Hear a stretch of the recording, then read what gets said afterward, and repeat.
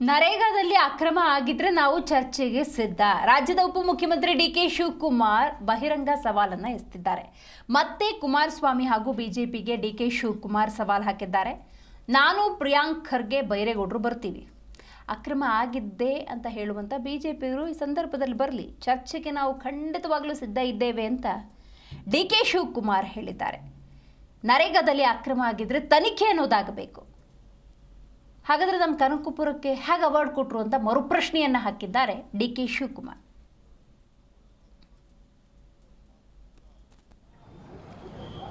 ನಾಳೆ ನಾವು ರಾಜಭವನ್ ಚಲೋ ಮಾಡ್ತಾ ಇದ್ದೀವಿ.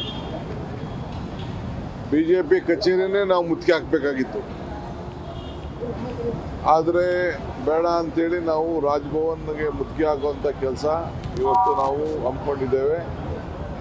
ನಾಳೆ ಎಲ್ಲ ಶಾಸಕರು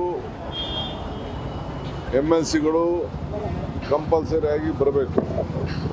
ನಮ್ಮ ಕಾರ್ಯಕರ್ತರ ಜೊತೆಗೆ ಏನು ನರೇಗಾ ವರ್ಕರ್ಸು ಅವರೆಲ್ಲ ಕೂಡ ಇವತ್ತು ಮುಂದಾಳತ್ವವನ್ನು ನಾವು ತೆಗೆದುಕೊಳ್ಬೇಕಾಗಿದೆ. ಇವತ್ತಿನ ಸಂದೇಶ ಅಂದರೆ ಇವತ್ತನ್ನು ನಾಳೆ ಸಂದೇಶ ಪಂಚಾಯತಿ ಮಟ್ಟಕ್ಕೆ ತಲುಪಬೇಕಾಗಿದೆ. ಅದು ಯಾರು ಹೇಳ್ತಾರಲ್ಲ ಅವರೆಲ್ಲ ಬರೋಕ್ಕೆ ಹೇಳಿ ಟಿವಿಗೆ, ನಾನೇ ಬರ್ತೀನಿ, ನಾನು ಇಲ್ಲಾಂದ್ರೆ ಪ್ರಿಯಾಂಕೋ, ಇಲ್ಲಾಂದ್ರೆ ಮಿನಿಸ್ಟರ್ಸ್ ಬರ್ತಾರೆ, ಇಲ್ಲಾಂದ್ರೆ ನಮ್ಮ ಕೃಷ್ಣ ಬೈರೇಗೌಡರು, 3 ಜನದಲ್ಲಿ ಯಾರು ನಾವು ಬರ್ತೀವಿ ಡಿಬೇಟ್ ಮಾಡಲಿಕ್ಕೆ. ಇಲ್ಲ ನಾಳೆ ಡಿಬೇಟ್ ಏನೇನು ಅಕ್ರಮ ಅಂತ ಮಾಡಲಿ. ಅಕ್ರಮ ಆಗಿದ್ರೆ ಯಾಕೆ ಕನಕಪುರ ತಾಲೂಕಿಗೆ ಅವಾರ್ಡ್ ಕೊಟ್ಟರು? ಅಕ್ರಮ ಆದವ್ರ ಬಗ್ಗೆ ಅವ್ರು ಏನು ಬೇಕಾದ್ರೂ ತನಿಖೆ ಮಾಡಲಿ. ಆದರೆ ಬಡ ಜನತೆಗೆ ಹೊಟ್ಟೆಗೆ ಲಾಸ್ ಆಗ್ತಿತ್ತಲ್ಲ, ಅದಕ್ಕೆ ಯಾರು ಕೊಡೋರು? 6,000 ಕೋಟಿ ರೂಪಾಯಿ ಒಂದು ವರ್ಷಕ್ಕೆ ನಾವು ಕೆಲಸ ಮಾಡ್ತಿದ್ವಿ ನಾವು. ಹಂಗಾರೆ ಮಾಡಿದ್ದು ಸರಿ ಇಲ್ವಾ?